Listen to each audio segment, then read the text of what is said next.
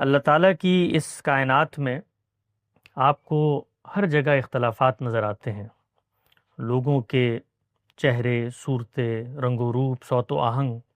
اسی طریقے سے صلاحیتوں میں بھی اختلاف ہوتا ہے۔ اللہ کی اس دنیا میں نظام ایسا بنایا گیا ہے کہ بعض لوگوں کو اللہ کچھ غیر معمولی صلاحیتیں دے کے بھیجتے ہیں۔ وہ رہنمائی کے منصب پر فائز ہوتے ہیں، وہ معلمین ہوتے ہیں، محققین ہوتے ہیں، مجتہدین ہوتے ہیں، علماء ہوتے ہیں، ناصح ہوتے ہیں، خیرخواہ ہوتے ہیں، لیڈر ہوتے ہیں، سیاستدان ہوتے ہیں، رہبر رہنما ہوتے ہیں۔ صلاحیتیں اللہ تعالیٰ کی طرف سے تفویض کی جاتی ہیں، ودیعت کی جاتی ہیں، اور یہ صلاحیتیں جہاں پر ایک بہت بڑی نعمت ہوتی ہیں، اللہ کا احسان، فضل، کرم، احسان، انعام ہوتی ہیں، وہیں پر ایک بہت بھاری ذمہ داری اپنے ساتھ لے کر آتی ہیں۔ اس دنیا میں دو ہی طرح کے طبقات ہوتے ہیں، ایک وہ جو رہبری کرتے ہیں اور دوسرے وہ جو رہبری قبول کرتے ہیں۔ جن لوگوں کو یہ صلاحیتیں نہیں ملتی، اللہ کا ان پر بھی بڑا غیر معمولی احسان ہوتا ہے، اس لیے کہ محرومی بہت ساری صورتوں میں خود ایک بڑی نعمت بن جاتی ہے۔ لیکن جب آپ کو اللہ صلاحیت دے تو پھر امتحان بھی سخت ہوتا ہے، ذمہ داری بھی سخت ہوتی ہے۔ اس ذمہ داری کو نبھانے والی شخصیات تاریخ کے صفحہ ہستی پہ اپنے نقوش قائم کرتی ہیں، نسلوں کی تربیت کا باعث بنتی ہیں، اور قوموں کی تقدیر اور زندگی کو بھی بدل دیتی ہیں۔ اور یہی باصلاحیت لوگ اگر اپنی ذمہ داری کو نہ پہچانیں تو یہ قوموں کی ہلاکت کا باعث بھی بن جاتے ہیں، کیونکہ ان کے بعض اشاروں سے، ان کے بعض نظریات و افکار سے ملت اور نسلیں تک متاثر ہوتی ہیں۔ تو بڑی صلاحیت کا ہونا یہ محض خدا کی ایک عنایت کے ساتھ ساتھ ایک بہت بڑا امتحان ہے، ایک بہت بڑی آزمائش ہے۔ وہ لوگ بہت زیادہ خراج تحسین اور حضرت تبریک کے مستحق ہیں جن کو یہ صلاحیتیں اللہ نے دی ہیں اور وہ ان کا صحیح اور درست استعمال کرتے ہیں۔ اور دنیا میں خدا کی اسکیم یہ ہے کہ انسان کو جب کوئی صلاحیت ملتی ہے، جیسے کہ ابھی استاد مکرم اپنے درس میں بھی بتا رہے تھے، تو انسان استکبار میں مبتلا ہو جاتا ہے۔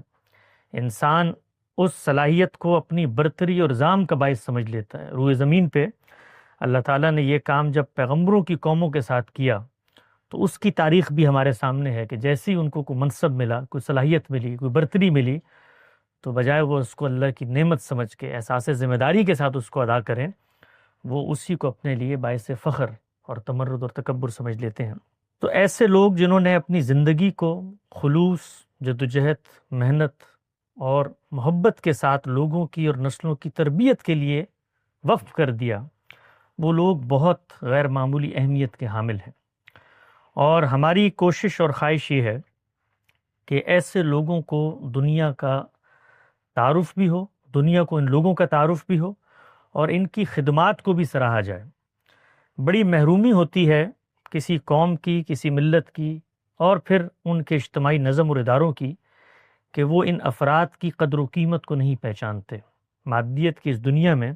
لوگوں کی ویلیوز اور قدر و قیمت ان کے ٹینجبل فائدوں سے طے کی جاتی ہیں۔ ہماری کوشش یہ ہے کہ غامدی صاحب کا جو مدرسہ فکر ہے،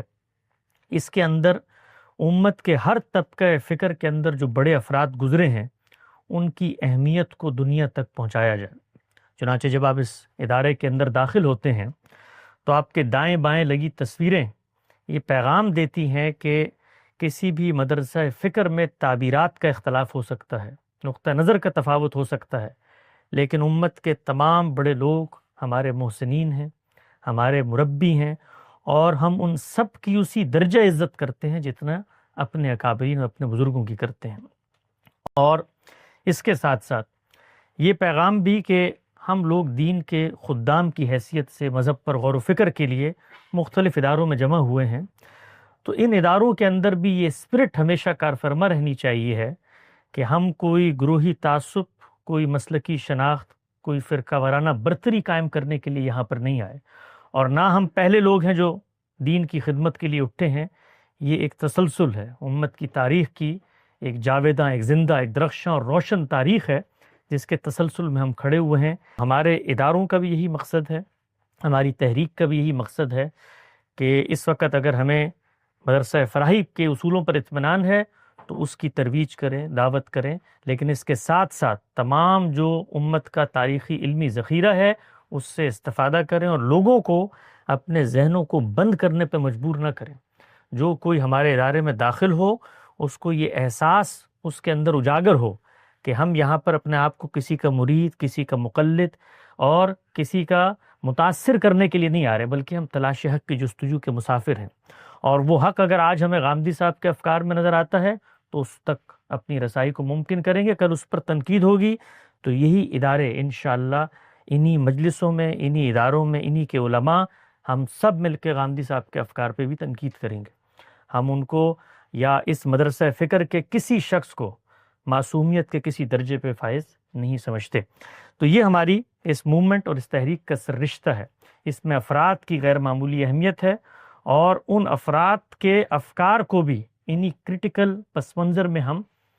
پرکھتے ہیں۔ یہ چیز پیش نظر رہے کہ جب فرد کی توقیر ہوتی ہے، اس کی حشمت و تحسین ہوتی ہے، تو اس میں کوئی شخصیت پرستی نہیں ہے، یہ بلکہ اس کی فکر کی تحسین ہے، اور جہاں تک فکر ہے تو وہ رواں دواں دریا کی طرح ہے، آج ایک جگہ ہے، کل دوسری جگہ ہے، یہ سب بدلتی جائے گی۔